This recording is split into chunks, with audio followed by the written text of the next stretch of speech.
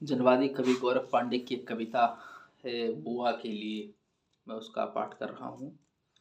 तुम्हारे चेहरे पर उगी घनी झुर्रियों के पीछे झांकता हूँ और तकलीफ की सलवटों में बदलते साल दर साल के आईने में एक कम उम्र लड़की देखता हूँ, जिसकी मांग से सिंदूर पोंछा जा रहा है, हाथों की चूड़ियाँ तोड़ी जा रही हैं, गबना होने से पहले जिसके सहारे की अकेली लकड़ी टूट गई है, रो धोकर थकी जो अब मूर्छित होकर गिर पड़ी है।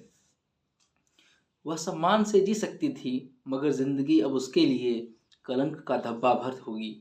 वह सुखी हो सकती थी, मगर अब सुख का सपना देखना भी उसके लिए पाप होगा। वह माँ हो सकती थी, मगर अब मातृत्व उसके लिए गुनाह होगा। वह मंगल की घड़ियों में अमंगल होगी। वह विधवा है, सनातन धर्म का एक अभिशाप, जिंदा होकर भी जो मौत की परछाई की तरह रहेगी। तुम यह तुम हो बुआ, यह तुम हो बुआ। धूल और राख से शुरू करती हो जीना, कमजोरियों को ताकत में बदलते हुए, फील पाँव की तरह घसीटते हुए उम्र को घोट घोट जहर पीकर तुम हमारे बीच अमृत अमृत बांटती हो। तेल बकुआ लगाती बिना डोलाती, निर्गुण लोरी की तरह सुनाती, स्कूल में देर हो जाने पर बेचैन हो उठती, पलके हमारी राहों पर बिछाए जो हमेशा के लिए हमारी चेतना के क्षितिज पर फैल गई हैं।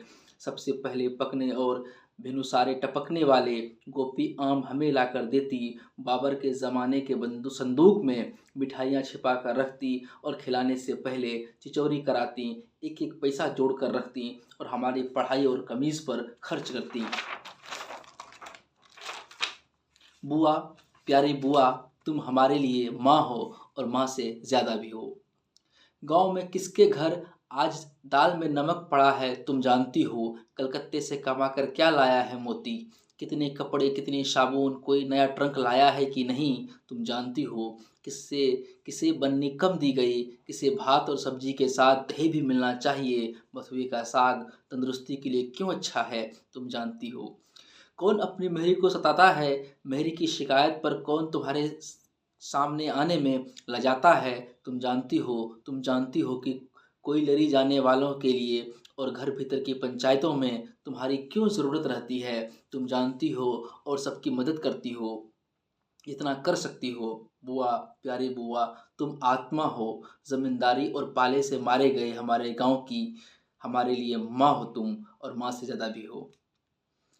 तुम्हारे बिना तीज त्योहार सोने लगते हैं, मंगल के गीत तुम काटती हो, क ख ग भी नहीं जानती हो, मगर हमें जीने के गुर सिखाती हो। कहती हो पता नहीं तुम नक्सल में जाते हो कि बनारस पढ़ने, जहाँ भी जाओ और रहो हमारे नाक न कटने देना, और मेरे मरने से पहले एक बार घर जरूर लौटना। विदा के समय आशीषते हुए फपक फपक कर रो पड़ती हो। बुआ, प्यारी बुआ, हमारे लिए तुम माँ हो और माँ से ज़्यादा भी हो। लेकिन बुआ, तुम अब भी छुआछूत क्यों मानती हो। पिता के सामंत अभिमान के हमलों से कवच की तरह हमारी हिफाजत करने के बावजूद रामधनी चमार की नीच क्यों समझती हो, जो जिंदगी भर हमारे घर हल चलाता रहा, हमेशा गरीब रहा और पिता का जुल्म सहता रहा।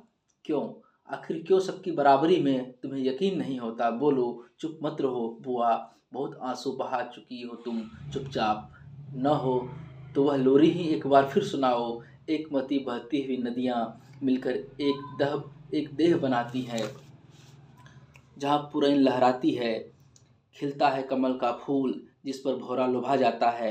एक बार फिर सुनाओ वह जीवन और आकर्षण का पवित्र उदासी भरा गीत, जिसमें मना ही नहीं कोई। जीवन रतन की तरह लगातार सुंदर और कीमती होता जाता है। गाओ वही निर्बंध प्यार का गीत। बुआ, प्यारी बुआ, हमारे लिए तुम माँ हो और माँ से ज़्यादा भी हो। धन्यवाद।